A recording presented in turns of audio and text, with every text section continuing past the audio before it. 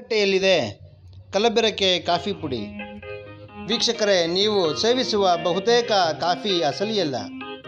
ಪ್ರಪಂಚದ ದೊಡ್ಡ ದೊಡ್ಡ ಶ್ರೀಮಂತ ಹಾಗೂ ಕಡುಬಡ ರಾಷ್ಟ್ರಗಳೂ ಸಹ ಆಹಾರ ಕಲಬೆರಕೆ ಮಾಡೋ ಸಾಹಸಕ್ಕೆ ಕೈ ಹಾಕೋದಿಲ್ಲ.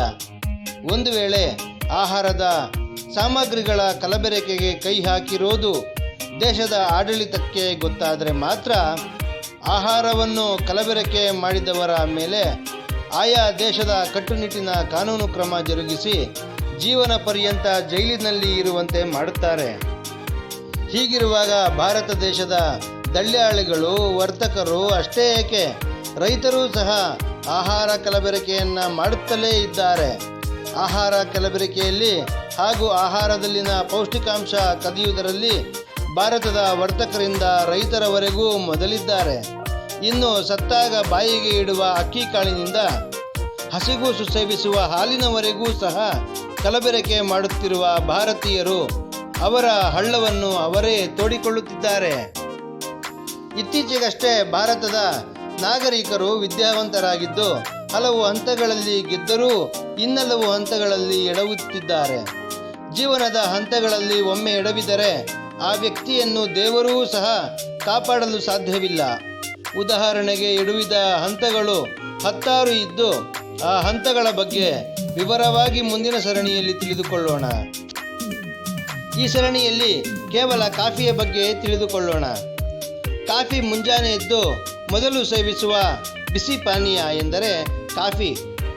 ಈ ಆಹಾರಕ್ಕೆ ಹುಣಸೆ ಬೀಜ ಹಾಗೂ ಕಾಫಿ ಗಿಡದ ಕಡ್ಡಿ ಪುಡಿಯನ್ನು ಬೆರಕೆ ಮಾಡುತ್ತಿರುವುದಲ್ಲದೆ ಕಾಫಿ ಫ್ಲೇವರ್, ಥೋರಿಯಂ, ಆರ್ತರಿಕ್ ರಾಸಾಯನಿಕ ಬೆರೆಸಿ ಮಾರುವ ವರ್ತಕರೇ, ಇದು ನ್ಯಾಯವೇ? ಕಾಫಿ ಬೀಜಕ್ಕೆ ಹೆಚ್ಚು ಲಾಭ ಸಿಗಲೆಂದು ಕಡಿಮೆ ಬೆಲೆಗೆ ಸಿಗುವ ಹುಣಸೆ ಬೀಜ, ಕಾಫಿ ಗಿಡದ ಕಡ್ಡಿ ಪುಡಿ ಮತ್ತು ರಾಸಾಯನಿಕ ಕಲಬೆರಕೆ ಮಾಡುತ್ತಿರುವ ವರ್ತಕರೇ, ಇದು ನ್ಯಾಯವೇ? ಆ ಹಣ ನಿಮ್ಮ ಬಳಿ ಶಾಶ್ವತವಾಗಿ ಇರುತ್ತದೆಯೇ?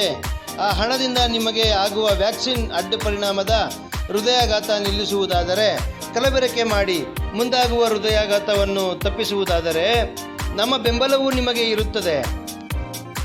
ನಾವೇ ಸ್ವತಃ ಸರಣಿಗಳನ್ನು ಮಾಡಿ ಹುಣಸೆ ಬೀಜ ಮತ್ತು ರಾಸಾಯನಿಕ ಇರುವ ಕಾಫಿಯನ್ನೇ ಕುಡಿಯಿರಿ ಎಂದು ಪ್ರಚಾರ ಮಾಡುತ್ತೇವೆ.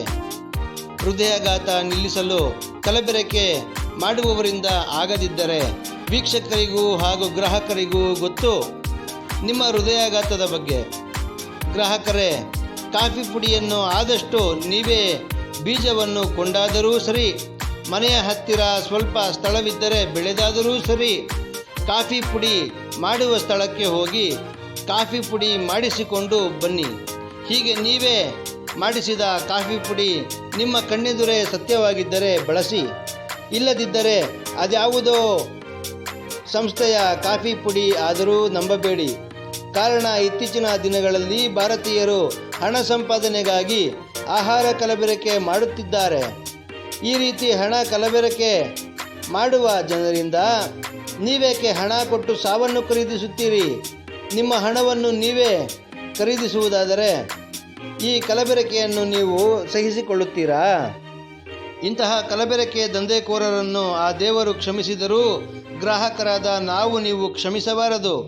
ಕಲಬೆರಕೆ ಕಾಫಿ ಪುಡಿ ಅಸಲಿಯ ಹಾಗೆ ಇದ್ದರೂ ನಂಬಬೇಡಿ.